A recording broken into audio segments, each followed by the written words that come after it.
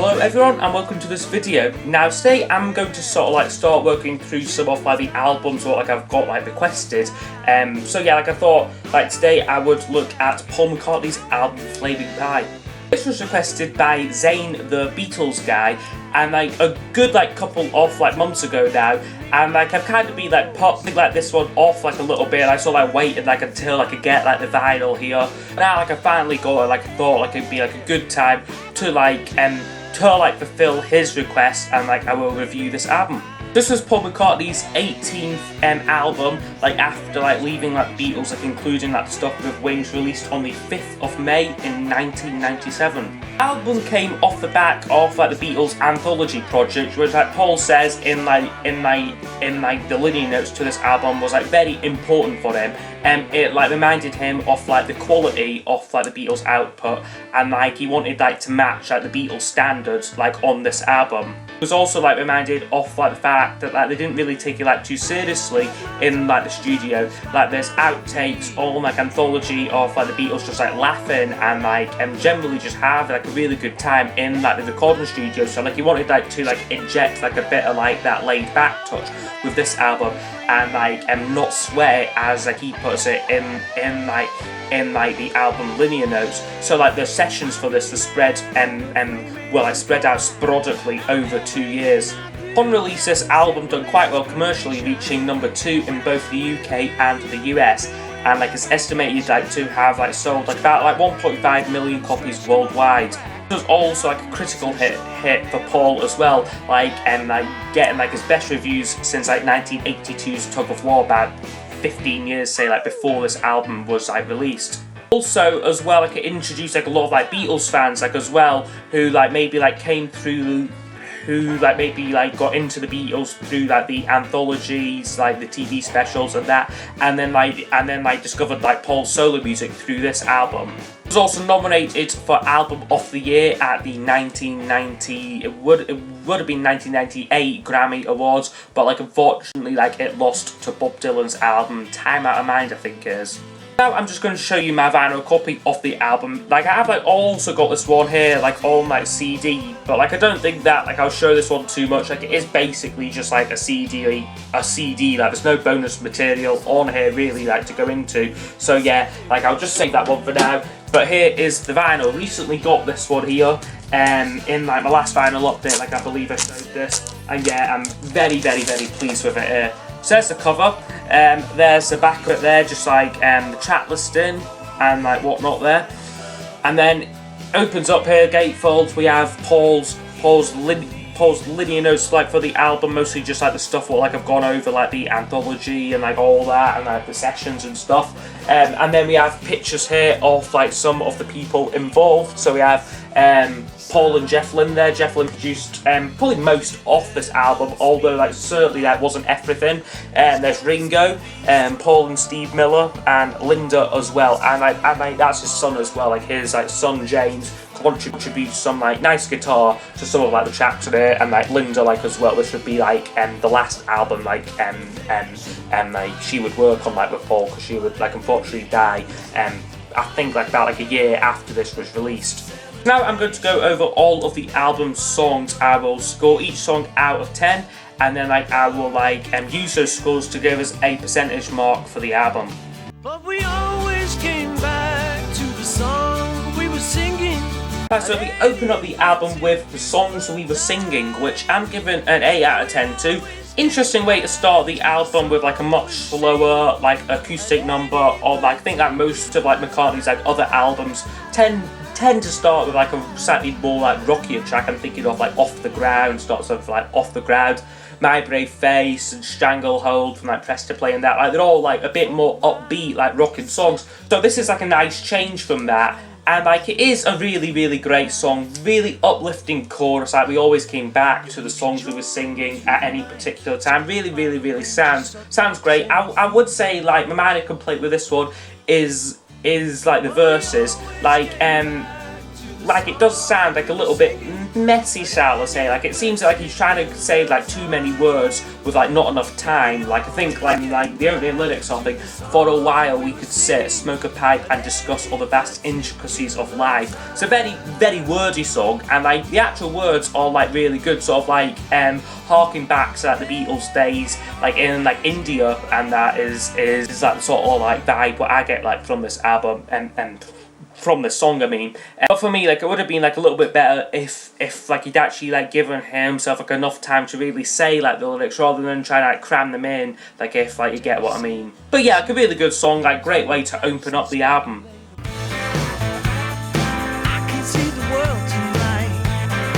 And then the second song is called The World Tonight, which I'm giving a 10 out of 10 to. Really picks up like the album, got a little bit more sort of heavier guitar, well, like well, like heavy for like McCartney standards, yeah. But yeah, like a really good solid rockin' song.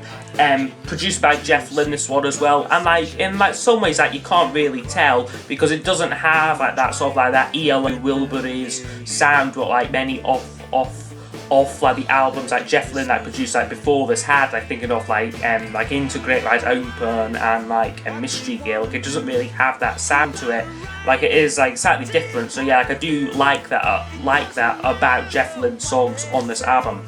And yeah, this track just got like a great construction to it, so like the opening riff, then it goes like into like a verse and a pre-chorus, and then the chorus. It all just really blends really well, doesn't get boring, this song. The second single from the album as well reached number 23 in the UK charts.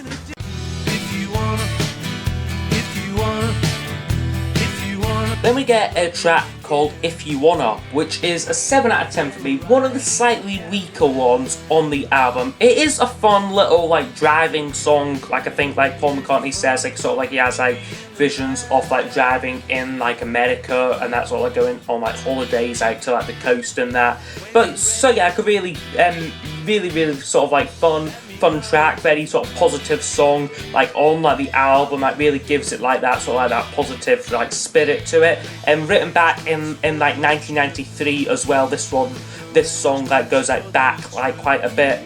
Also features Steve Miller on like guitar, who like plays some really nice like guitar like throughout this song here. However, for me it is one of like the slightly less like characteristic songs. Like, it is just like a decent like rockin' track. But, and like it also like drags a bit as well, sort of like it's 4 minutes 30 seconds, kind of like if like they cut it down, this one would have been like a bit higher, but it kind of just goes on and on like a little bit. But it is still a decent track though, albeit not one of the album's best cuts. Some days I look at you with Right, then we get the song Some Days, which I am giving a 10 out of 10 to. This is an absolutely beautiful, much softer track, just like Paul, like the acoustic, like augmented by like a like beautiful like string arrangement from like George Martin, like really great song, very sort of like fantastic lyrics like as well, like some of like his like best like solo lyrics, very much about like sort of like a broken romance, and like show like a lot of like vulnerability, like a sort of like a thing what like he would like later go on like and like develop with like chaos and creation in the backyard. Like, this song, like the lyrics especially, remind me a lot of that album. Yeah, just a fantastic song. Definitely this is a Beatles standard song, like this is like Beatles quality, so certainly I could get like where like he's coming from, like when he said like and where like he said like the Beatles anthology played like a big part in like the making of this album.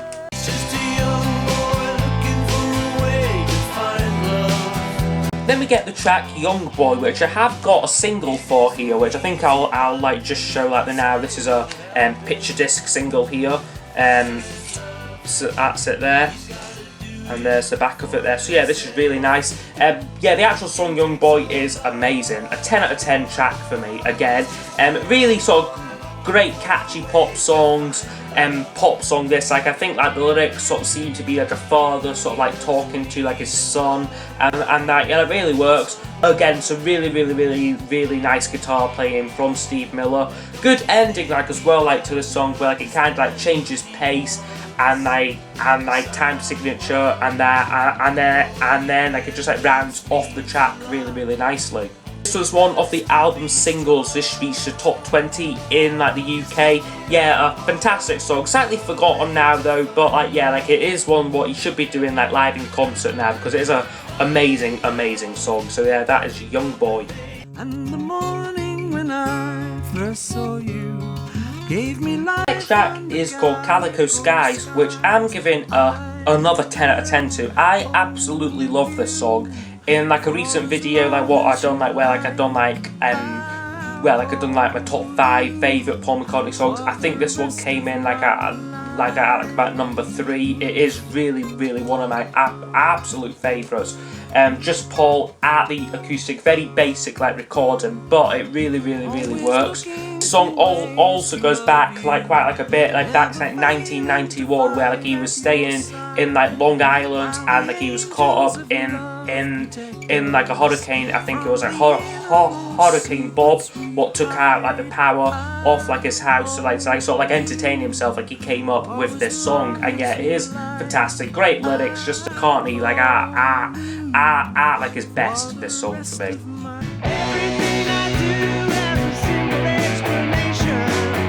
Then the album picks up again with the title cut Flaming Pie, which I'm giving a 10 out of 10 to. A really fun, upbeat track, very like Beatlesque, like as well, sort of like Lady Madonna sort of style, like piano in the middle part to this song.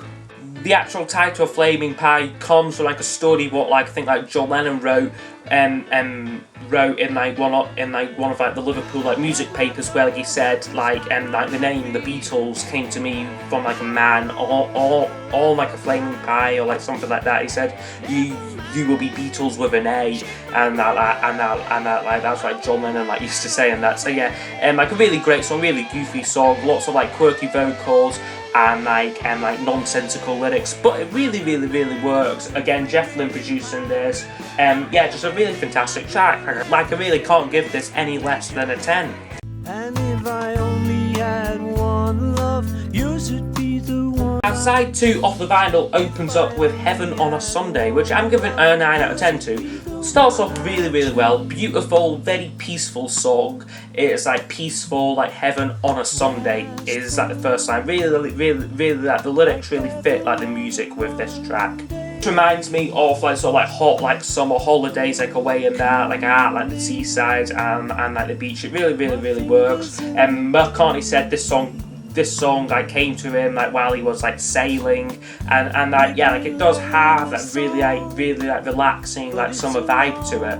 Great like guitar break as well. This is like the song where like features like his like son like on like guitar. So like McCartney plays like a like acoustic lick, and then like his son James like answers that with like like electric guitar. That's like a really like effective bit off the track for me. But the reason why like it's not a 10 personally for me is like it kind of like it goes on like a little bit too long. It's like you get about sort of say like 3 minutes of like great song, really fantastic song, and then it kind of just like drags on like a little bit like towards the end. So that's why, but it is a great song, really fantastic number. So yeah, 9 out of 10 for Heaven on a Sunday. I used to be bad, but I don't have to be bad no more. Next number is called Used to Be Bad, which I'm giving a 7 out of 10 to. Slightly more sort of rawer, like bluesier track. This one is like a duet like with Steve Miller. Like a really good song. I'd say it has grown on me like since like I first like heard this album. This was one that I was never like a fan of, but like I have like grown like to like appreciate this this song like a little more now. However, I would say it still is one of my favourites on the album, but a good decent track, I'd say there. If you want me, tell me now. We get Souvenir, which I love. I think this is really underrated song.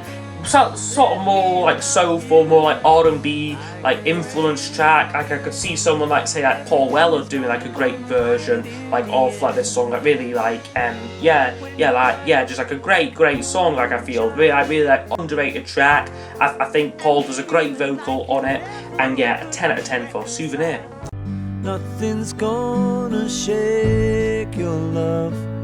The next song up is called Little Willow, which I'm giving a 10 out of 10 to as well. Another like acoustic number, like Paul, like the acoustic guitar song, written about like Maureen Starkey. This one, like Ringo Starr's first wife, who like I think just before like the album came out, like she passed away and that. So this song is like dedicated to like the sons, I think Zach and Jason Starkey, and that just sort of like as like sort of like comforting song to try and get them through like the pain and that. So yeah, like it really works. I think like it's great, and it is like a universal song as well. Like it's not just limited to that. Like it can be about like anyone whose like relatives like have passed away from like illness and that. Like the music video to this song like suggests, and that like a really like emotional track, I feel.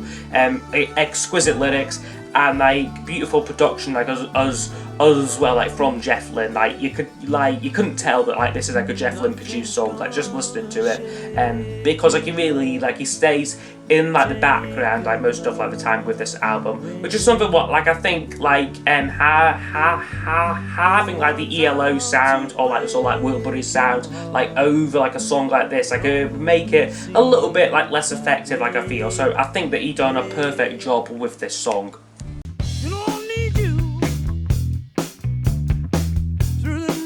And now we get song Really Love You, which I am giving a 3 out of 10 to. Not great, this track, like unfortunately. Like again I could go back to like that recent video, like what I made for Elvis Presley Collectors, I think it was like 100 subscribers contest, where like I'd done like my top 5 McCartney songs, so that featured Calico Skies, and my least favourite like top 5 featured this one in it, Really Love You. Yeah, not a great song. Like I think, like I said, like in like that video we've got like Paul, Jeff Lynne and Ringo on this track here, so yeah, you think like 3 of them like should be able to come up with something pretty like amazing.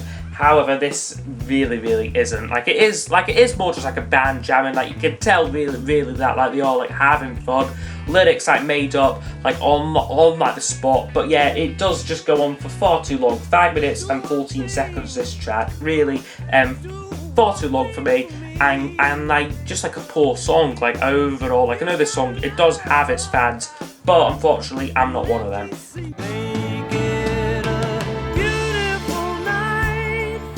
Now we're nearly done. The second to last number is called Beautiful Night, which I am giving a 9 out of 10 to.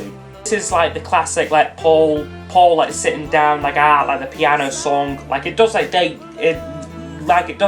back like a couple of like years, like back to like I think like the Press to Play sessions, where like he like tried this song, however like he wasn't too happy with like the results. For this album, like he decided to like revive the song, asking Ringo to join him on drums, as well as getting like George Martin to like contribute like an orchestral score for the song.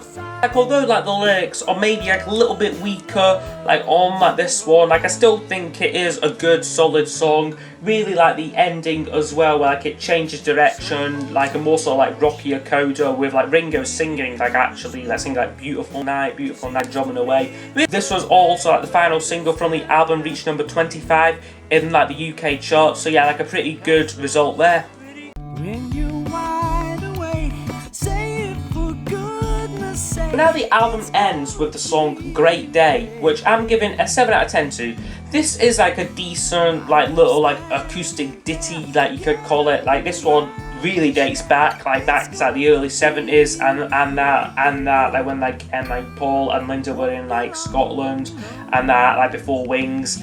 So yeah, like it does end the album with like quite like a positive note, a very like optimistic song, and like does feature backing vocals like from Linda. Like of course this would be like the last time like she would like sing with Paul. So yeah, if like you look at it like that, like it is like quite like an emotional song, although I kind of feel this one would have been slightly better as like a hidden track, like maybe after like about like say like a minute's silence or something, or like say about like 2 minutes like of just nothing, and then this song. Like I think it would be like slightly better. Like it just seems a bit anticlimactic coming straight after Beautiful Night, which would be like kind of like the perfect closer. Won't be long, won't So overall, this album would score 86%, which is a really, really great score. Certainly, this album stands up with like some of like McCartney's very, very, very best work. Like as I mentioned like before, like the like anthology project was like really like important in like sort of like making him like find like his way again, like as like a songwriter, which has like definitely like continued like to this day. I mean, like we had like a little dip like after like the years when like Linda like passed away, like sort of like Run Devil Run and like Driving Rain were just like okay, but then he came back really, really strongly with Chaos, and then like Memory Almost Full, Electric Arguments, a 5-man album, and New, all terrific albums. So yeah, and like this was probably at the start of like his sort of like comeback, would you say? Well, it wasn't really, just like he was like writing like some off like the best songs off like his post-Beatles career. And yeah, like I think it is like also worth knowing as well, this was like quite like a dark time like for like the McCartneys. Like Linda was like, I think like she like had like a breast cancer now for like about like say like 4 years, and like they all knew that like years were like limited. Like she would like unfortunately like pass away almost a year after this was released. I think like the thing is like there's a lot of hope in this album. Like it isn't all down stuff. Like it definitely isn't. Like there is some fantastic upbeat, like really hopeful songs here, like really positive songs, I feel. So yeah, a great album from McCartney here. One of his very best solo albums. So yeah, this is my review of Flaming Pie. I hope you have enjoyed, and I will see you all next time for the next review. Goodbye.